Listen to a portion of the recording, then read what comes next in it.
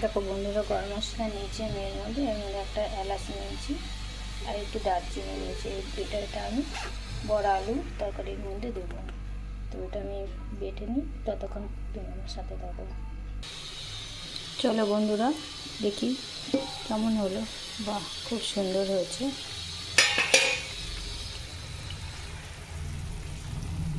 দেখো গরম মশলাটা বেটে নিয়েছি আমি, তো আমি এটা দিয়ে দেবো এবার ঝোলের মধ্যে।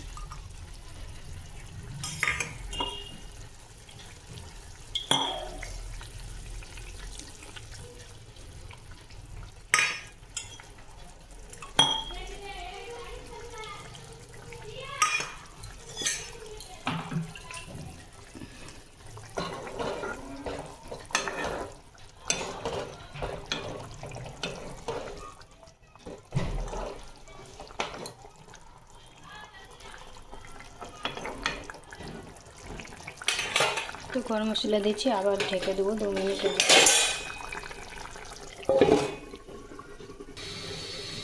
চলো বন্ধুরা, দেখি 2 মিনিট হয়ে গেছে। 2 মিনিট পর ঢাকাটা উঠলে করে দেখো কি সুন্দর হয়েছে। দেখলে খেতে ইচ্ছা করছে, দুর্দান্ত হয়েছে।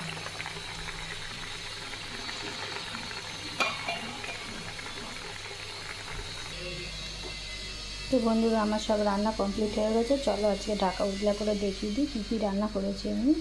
তো আমি এর মধ্যে করেছি ভাত, দেখো এর মধ্যে করেছি আমি ডাটা চচ্চড়ি আলু দিয়ে, আর এটা স্যালাড,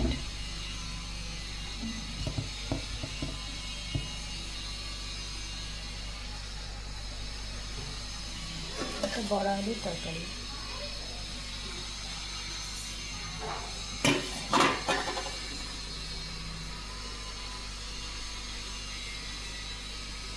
টাটা বাই বাই, এই ছিল আমার আজকের রান্নার রেসিপি।